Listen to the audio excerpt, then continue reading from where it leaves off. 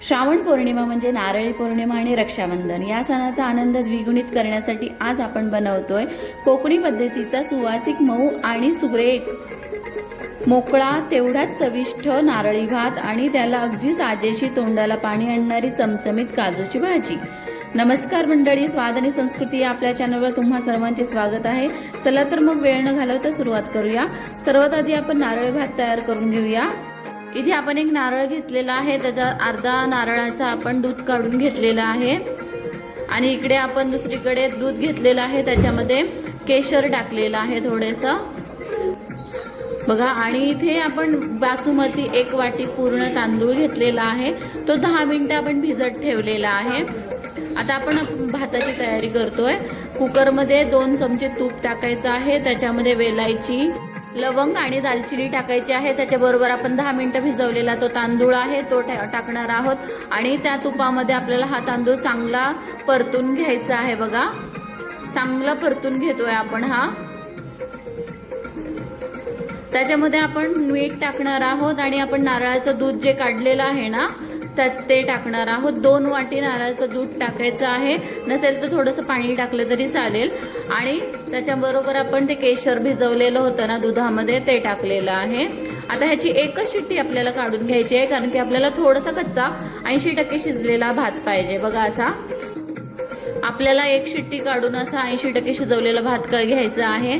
एका कढईमध्ये 2 चमचे तूप टाकून आपण ड्रायफ्रुट्स टाकलेले आहे, तुम्ही आवडीनुसार कोणतेही ड्रायफ्रुट्स टाकू शकता। इथे मी 1 वाटी तांदळाला पाऊण वाटी गूळ घेतलेला आहे, तो चांगला वितळवून घ्यायचा आहे। वितळला की त्याच्यामध्ये तो अर्धा शिल्लक राहिलेला नारळाची चव खोबरा किसून टाकलेला आहे बघा, तोही चांगला आपल्याला मिक्स करून घ्यायचा आहे। त्याच्यानंतर आपला तो शिजवलेला भात टाकायचा आहे आणि त्याच्याबरोबर आपण थोडंसं वासासाठी इथे जायफळ पावडर टाकलेली आहे। चांगलं मिक्स करून घ्यायचं आहे। हलक्या हलक्या हाताने आपल्याला हे मिक्स करायचं आहे, तुटू नये भात याच्यासाठी ही काळजी घ्यायची आहे बघा। असा सुटसुटीत मोकळा असा आपला भात, इतका स्वादिष्ट भात तयार झालेला आहे ना, तुम्ही नक्की ट्राय करा।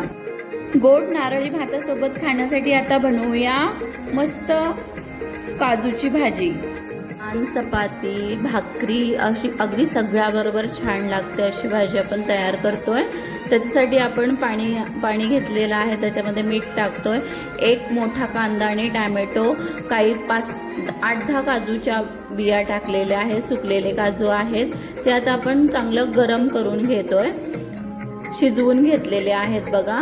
आता एका मिक्सरच्या भांड्यामध्ये ते सगळं काढायचं आहे, त्याच्यामध्ये आलं, लसूण, खोबरा आणि कोथिंबीर टाकून आपल्याला चांगलं बारीक पेस्ट करून घ्यायची आहे याची बघा। अशी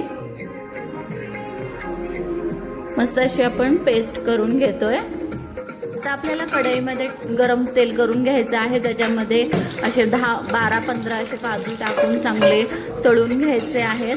ते आता आपल्याला बाजूला काढून घेतोय आपण। त्याच्यामध्ये आपण बटर, तूप काय हवं असेल तर तुम्ही टाकू शकता। त्याच्यामध्ये जिरा आणि काही खडे मसाले टाकलेले आहेत, ते चांगले परतवून घेणार आहोत।